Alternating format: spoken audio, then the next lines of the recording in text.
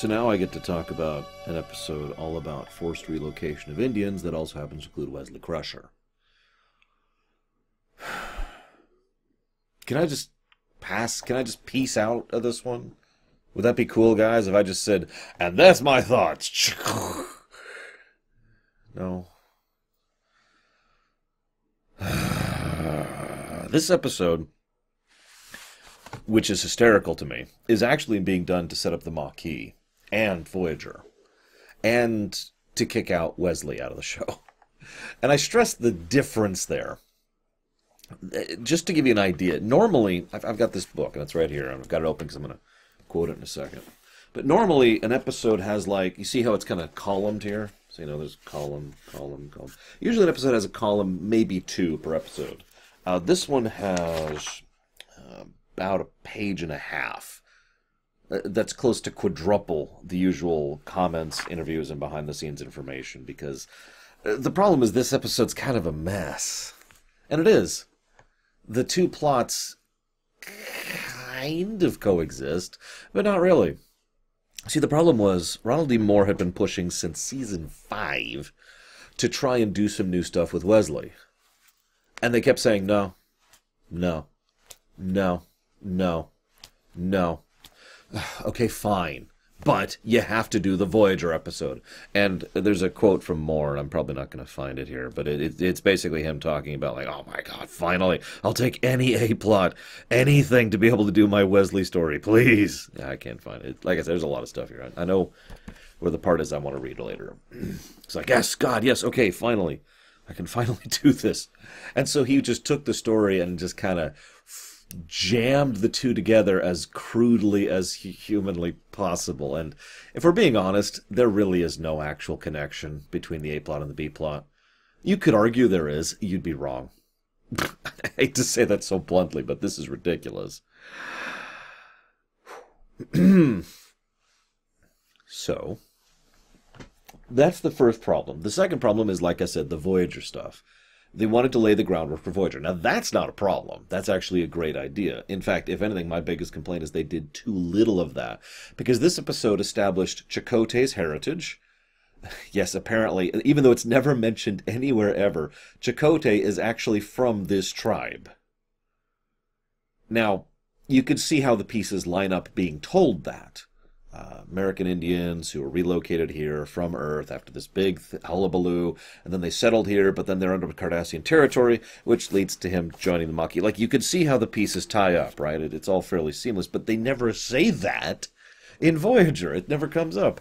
Although, funny story, Ned Romero, who plays the Elder in this episode, also plays Chakotay's grandfather, even though they are supposed to be different characters. I'm suspecting that for, I believe, the third time in TNG, this is a little bit of that we had to change the names because reasons problem that we had with Vorik and with Tom Paris. I don't know. It's just getting weird. But either way, they did this whole episode to set up the Maquis and Chakotay.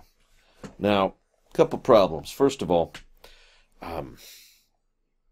this doesn't establish the Maquis. I know they say it does. Everything says it does. All the interviews, all the behind-the-scenes. This is the beginning of the Maquis. No, it isn't. I actually checked the timeline. The beginning of the Maquis is the Maquis, which actually came out, I think, a month after this, something like that. Very soon after this, over in Deep Space Nine, Maquis Part 1. And it was even Nechayev who was dealing with it on the Federation side, and Gully Vec on the Cardassian side. So, good continuity on there. Props to that. But I'll talk about Evec. Actually, really quick, did you notice Gully Vec?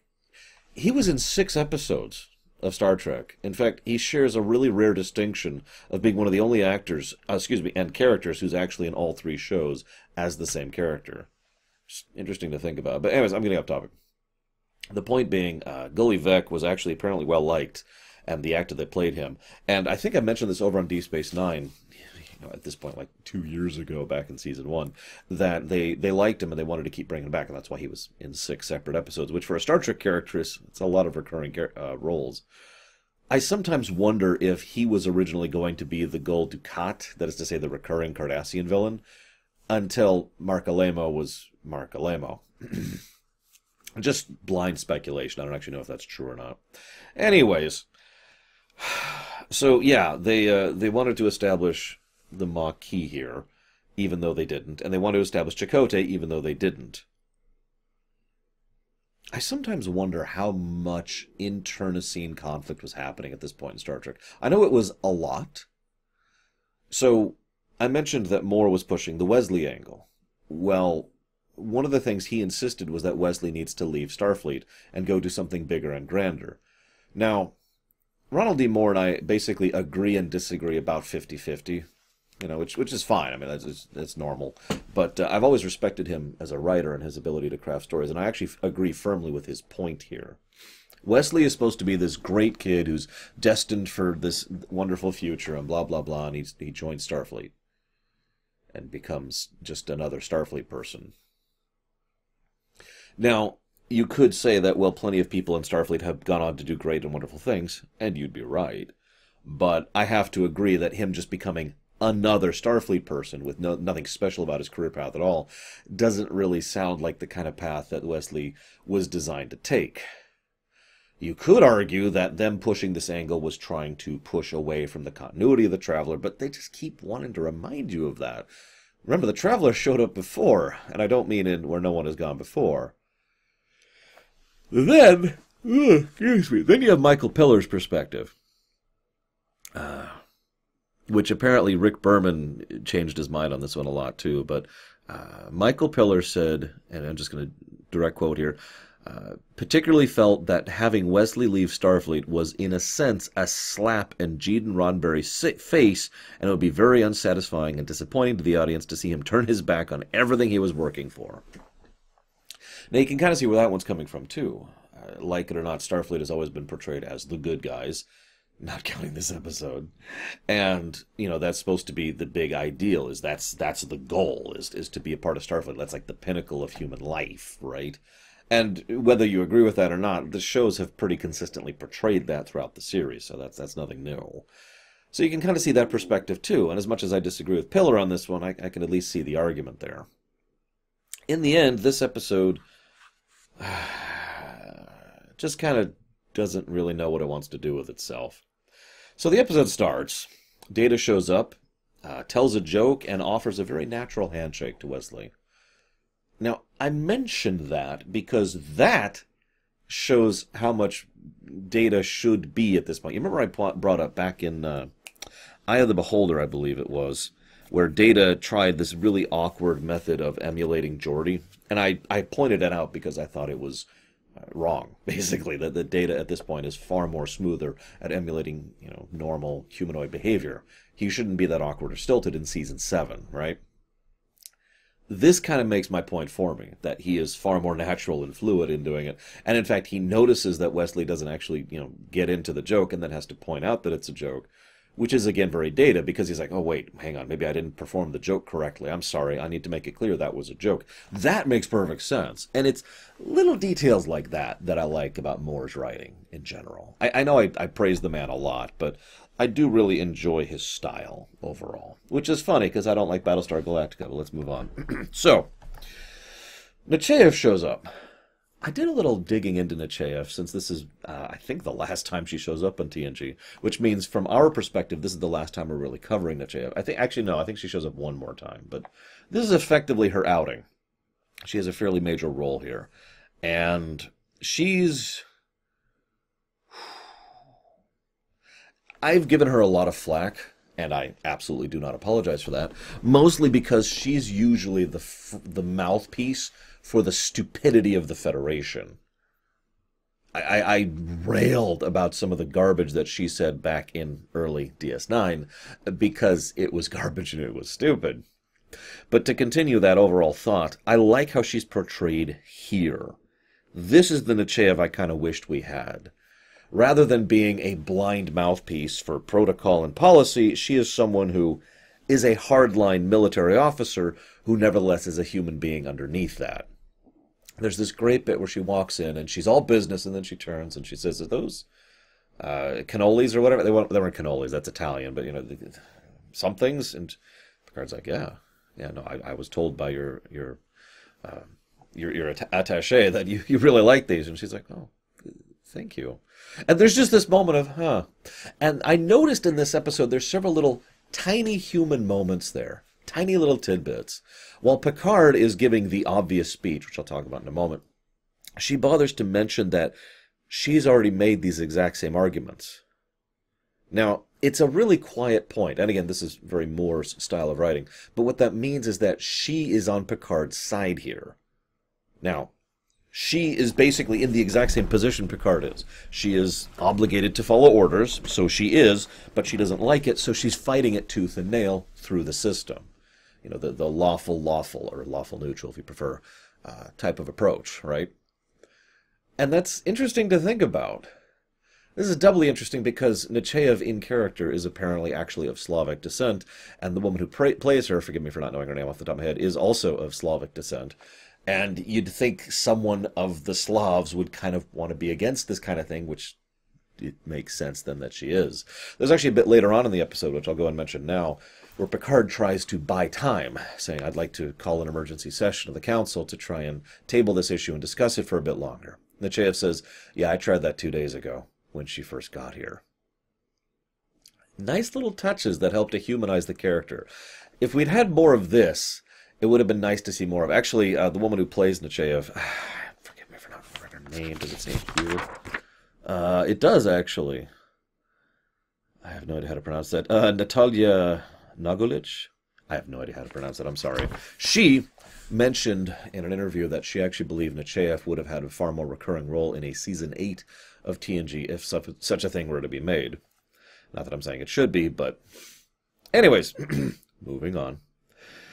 So Nechayev shows up. I also discovered one other thing about her. Obviously, she's always been on the front line of the Cardassian Federation thing. That's why she shows up so much in all the Maquis-related stuff. Okay, logical. And all the Cardassian-related stuff. I also found out, however, that Picard's actually directly under her flag. She's his direct reporting line, you know, solid line between Picard and Nechayev on the org chart. That's gotta suck right there.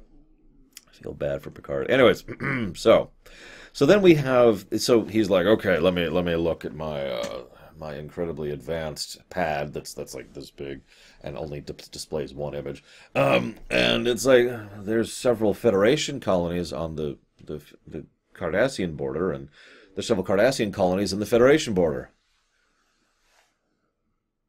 Who wrote this treaty? Now, I'm not going to go completely over this again, because I've already ranted about the stupidity of this treaty back in DS9 about a year and a half ago. But this is really, really dumb.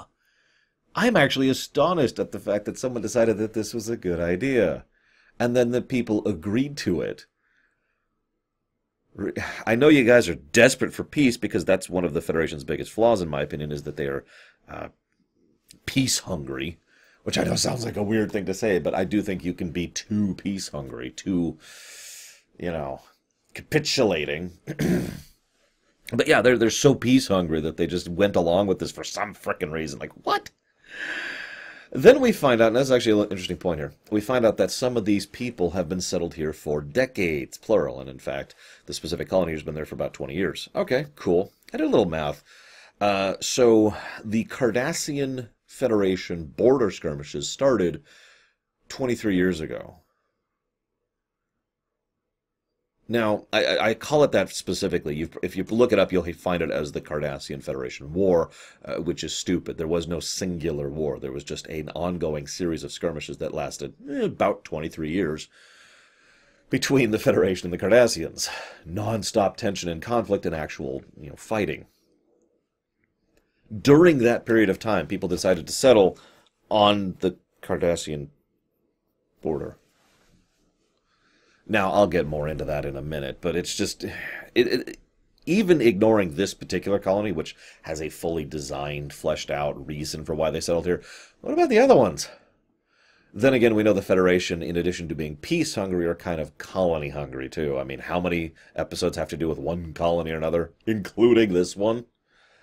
Anyways, so... Then Picard gets into the message. Resettling is wrong, and let me explain why. You see, in America, there was a bunch of people who resettled the Native Americans. And he does this whole speech, and I hate to be irritated by this point, but he hammers it in so obviously I can't help but think it was written just in case people didn't know about that. Like it was like, as you know, this thing it wasn't quite that bad, but it was just a little bit out of place given the rest of the episode is actually surprisingly decent. But it's okay, because Picard is totally in favor of following orders in forcibly resettling a relatively small population for the betterment of the greater good. No, I'm never letting insurrection go. It should probably not surprise you that Pillar was really pushing that angle of this particular episode.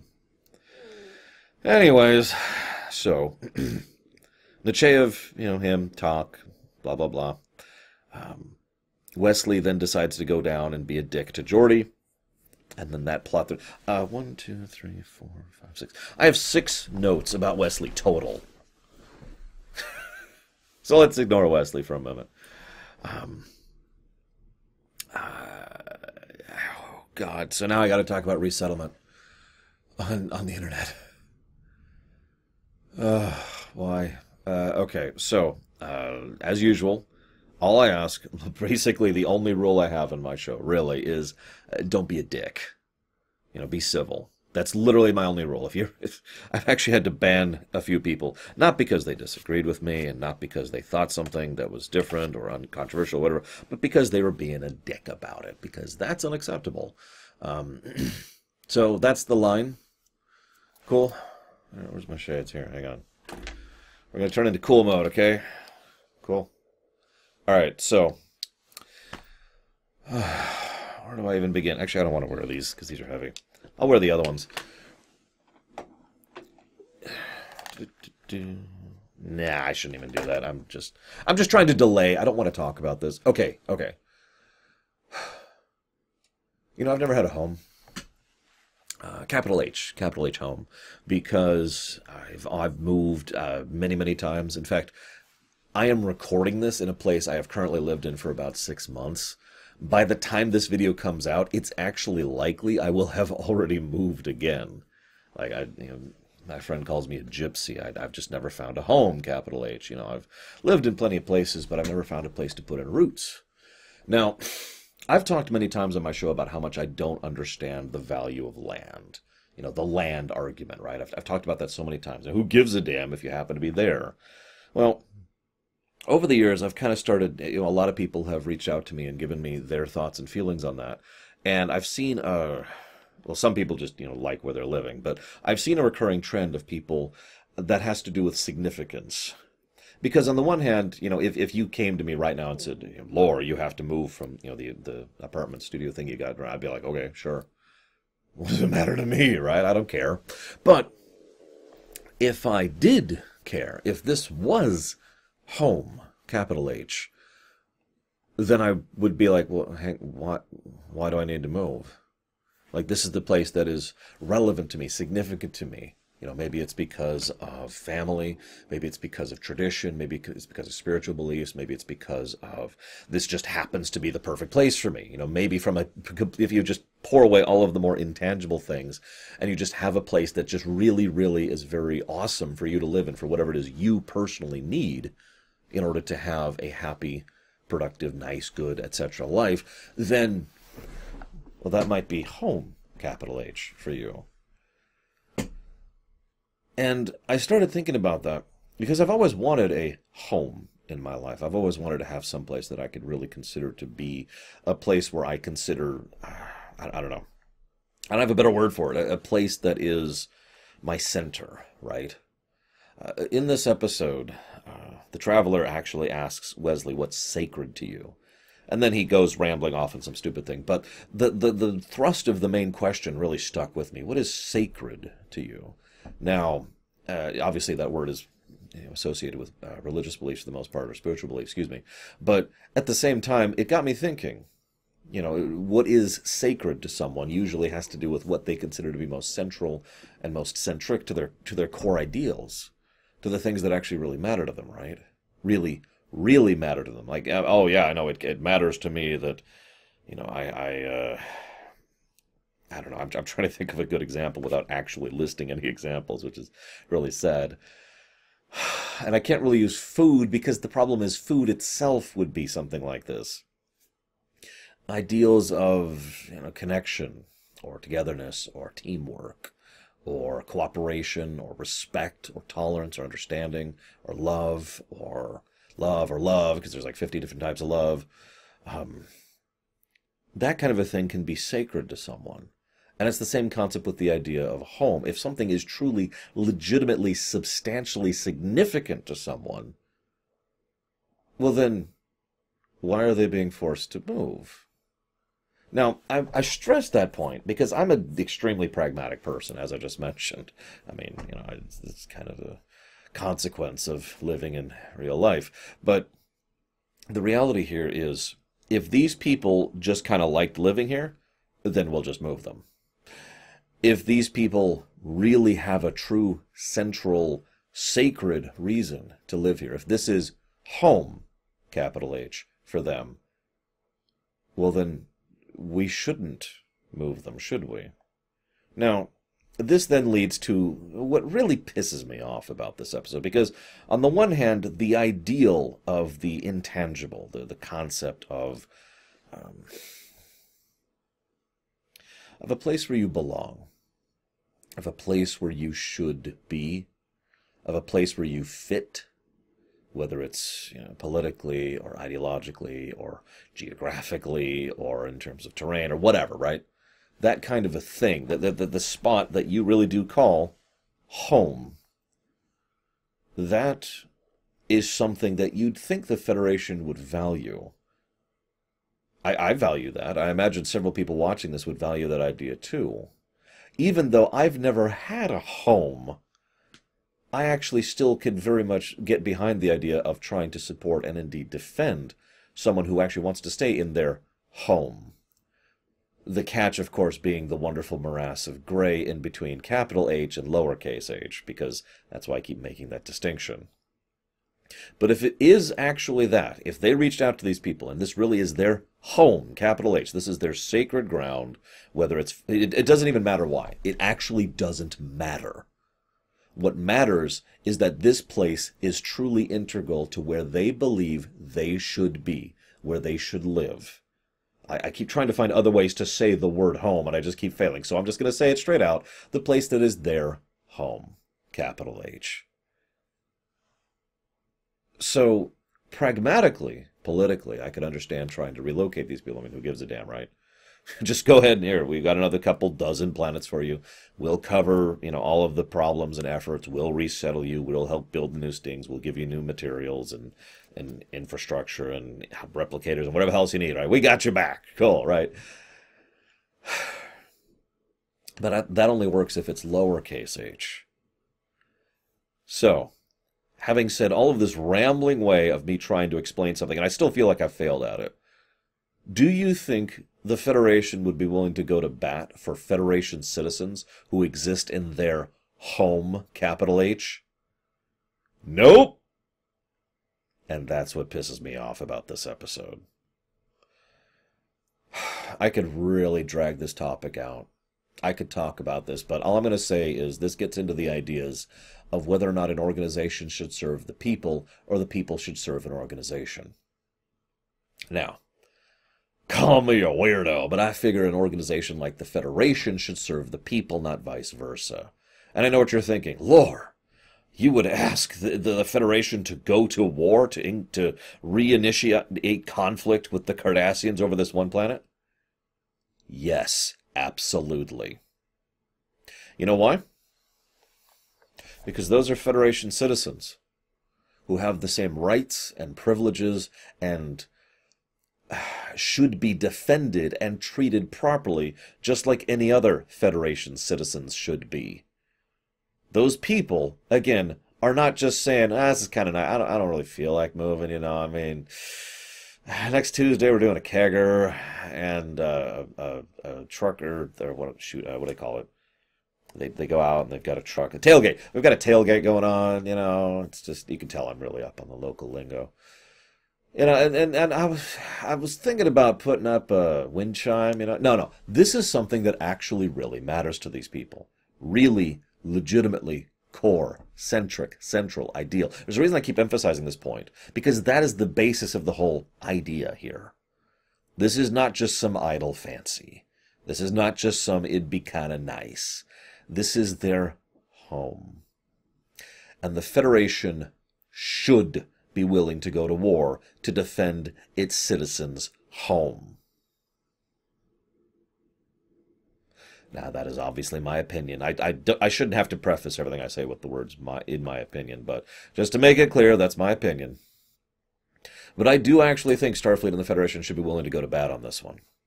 And they don't. What's interesting is none of the Starfleet officers like this. Picard doesn't like this. Nechayev doesn't like this. But the Federation Council has decided this. And that brings me to a thought. And I've had this thought circling my head for a while now. I myself screw up distinguishing between the Federation and Starfleet. I tend to use the terms interchangeably. I shouldn't do that. In my opinion, based on what we see, Starfleet actually tends to be better than the Federation does. Because, by all accounts, it is the Federation that has the various traits that I despise, like the whole peace-hungry thing. And it is Starfleet who has to put up with the reality of that, and trying to make that actually happen. It's like having a boss who's like, oh, I really like rainbows, and I'm like, okay, well, we'll go ahead and add a giant mechanical spider to the movie for some reason, because it's our job to make your random whim happen. I mean, you ever have a boss like that? Because I have. More than once. Actually, I could probably sit down and think about it, but you get the idea. You get the idea. Final note before I move on. There's a note here. This is why I have the book open. So Jerry Taylor's talking about, we realized in producing Journey's End that this may be fraught with peril. Native Americans have been have a highly politicized voice who are articulate and emphatic in demanding the way that they've been depicted in the past and the way they want to be depicted now. So keep this part in mind. We hired a Native American as a consultant to help us avoid some of these pitfalls. But what we learned is a fair little agreement among the nations, and you're going to offend somebody at some point or another, so we try to treat it with utmost respect and show the value of their metaphysical ways of approaching life that is positive and valuable. Even in the depiction of that, we ran into problems with groups who don't want it depicted at all. Okay, cool.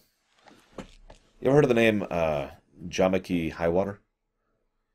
If you haven't and you're interested in Star Trek, do me a favor and go look him up sometime. Just the Wikipedia entry will be fine. Jamake, Highwater. Also known as Jack Marks. Some of you who are aware of this story know why I'm bringing this up. But for those of you who are not, I'm going to give a very brief version of this. See, this Starfleet production, remember, they were making Voyager at this point in time. They were already starting production work, because Voyager was going to be starting pretty much right after TNG. Very little gap in between the two. They hired this guy, Jack, in order to be their consultant, their Native American consultant, when it came to designing Chakotay, because they wanted to do things properly. However, for some reason, they decided not to actually hire a real Native American, because Jack Marks is not a Native American.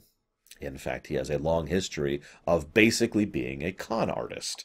And it has been argued, this is getting into the realm of some really charged topics, and people are still studying this to this day. So I'm just speaking from the outside, dipping my fingers in here to the toe, towing my fingers into the pool here. But long story short, there are several people who think that this one individual has been responsible for a lot of the misrepresentation and misdepiction of Native Americans in Hollywood around this era in history, when Voyager and TNG were out, by the way. That's the era I'm talking about.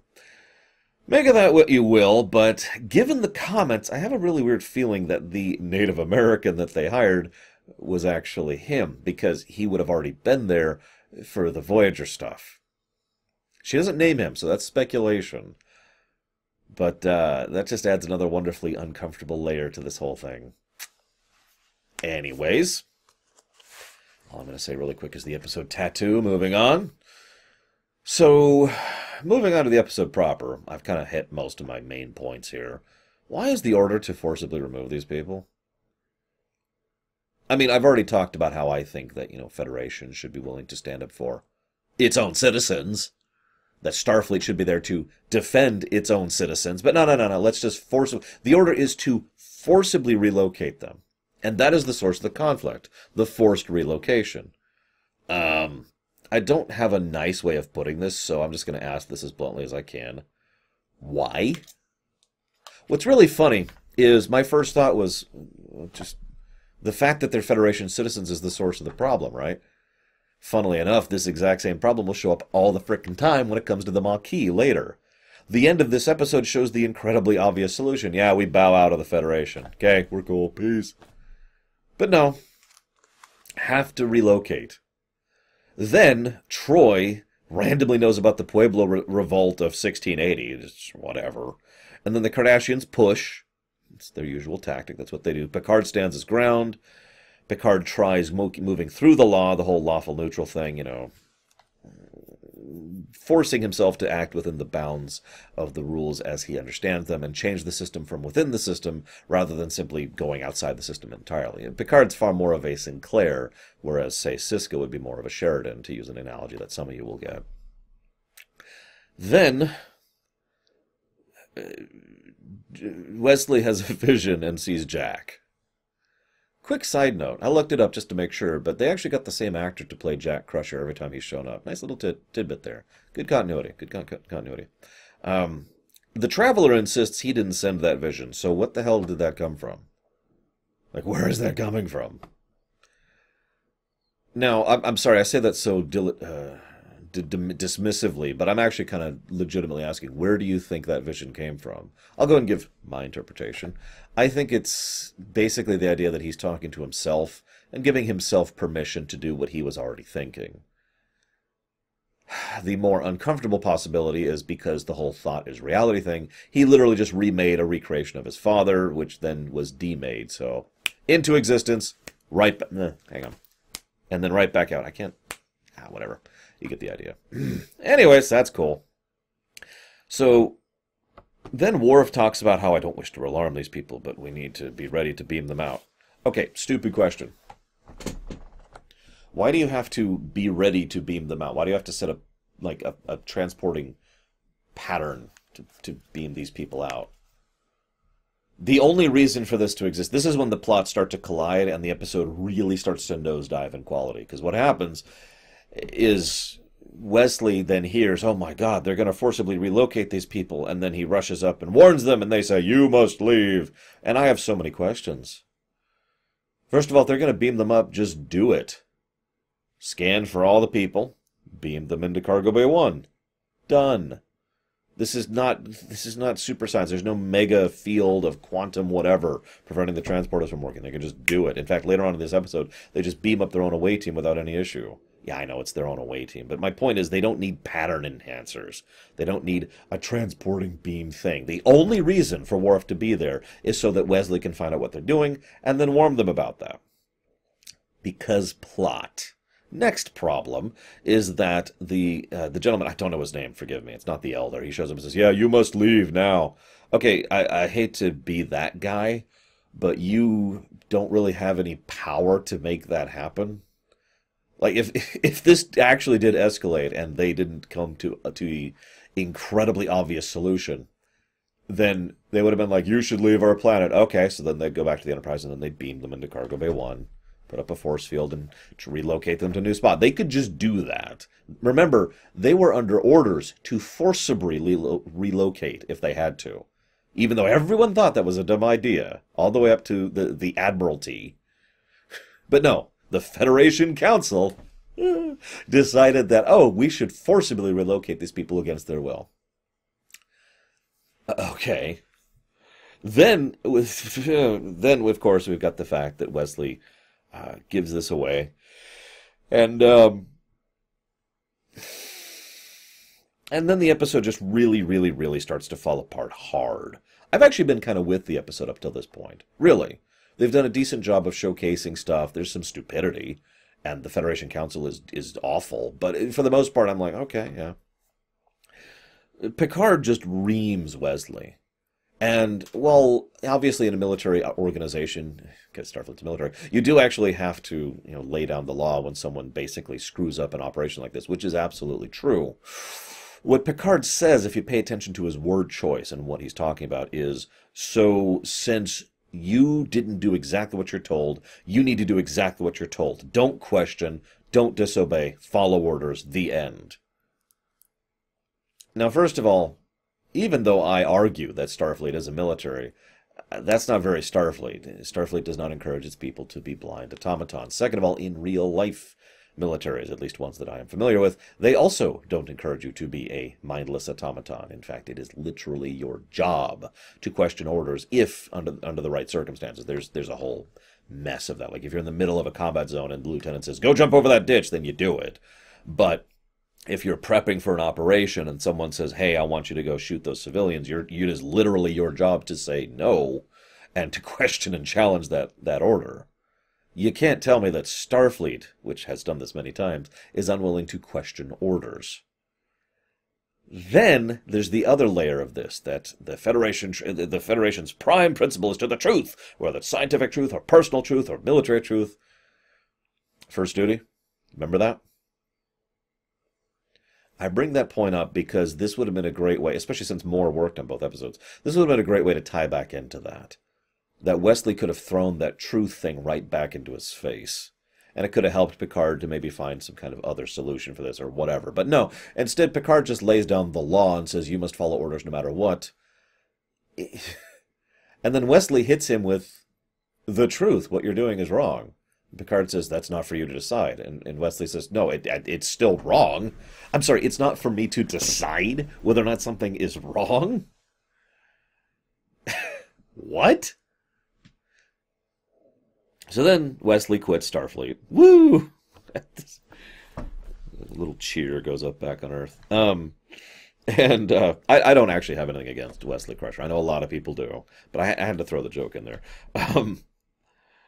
So he bows out. Okay. And then he goes and talks to Crusher. Now, actually, this is a pretty good scene. Wesley and Will Wheaton and Gates McFadden have some actually really good chemistry, and the two act really well off of each other here. She is astonishingly supportive, but at the same time, she doesn't back down an inch. It's the perfect kind of motherly, maternal approach there, and I like the way she approaches it. I also like the fact that the conversation basically starts by saying, Mom, just picture this in real life, okay? Why are you throwing away your promising career in being a doctor? It's okay, Mom. I underwent an Indian ritual where Dad told me I should stop following in his footsteps.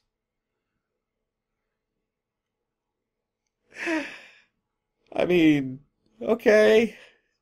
It's not what you want to hear from someone throwing away what is the equivalent of 4 years of college. But yeah, anyway, so, or I guess 3 years, whatever, you get the idea.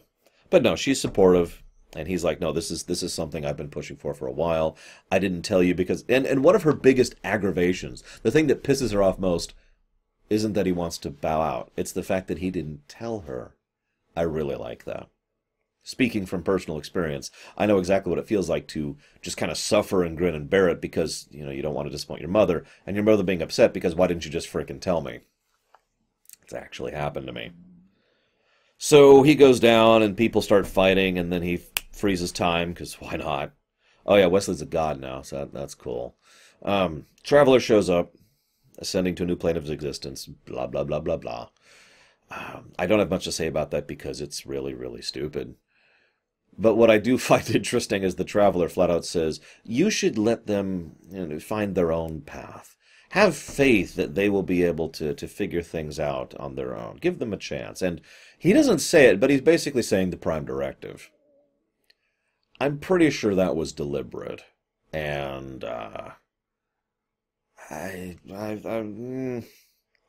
you always need a delicate touch when it comes to the Prime Directive, or at least a situation where you have power to alter someone else's history and course of life, because, well, even if you intervene with good intentions, you may not make things better, right?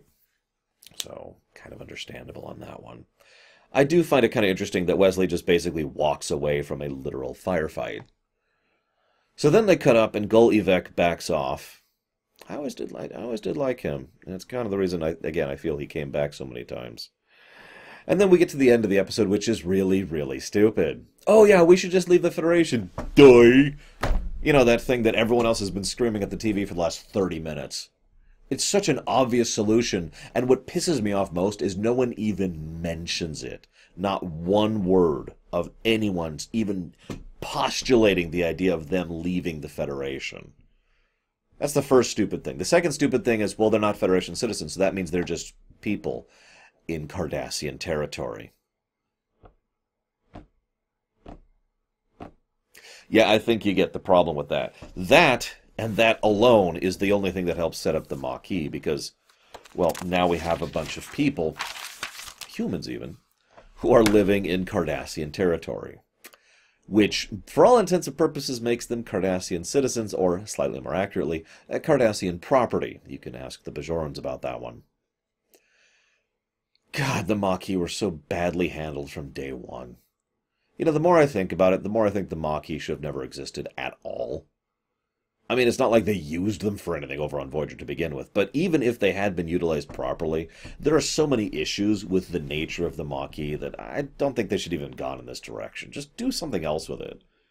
You know, make it people who were conquered, enslaved servitor races of the Cardassian Union who were rebelling against the Cardassians, and then maybe they got some sympathy from the Federation who were, you know, excuse me, from Starfleet. Got to be more clear about that, like I said earlier. So from Starfleet personnel who want to support them because it's the right thing to do, and you know, then you go instead you got to have this whole colonies, demilitarized zone, border garbage, peace treaty, blah. But at least this episode wasn't as bad as I remember. Holy crap. I'm sure the next one...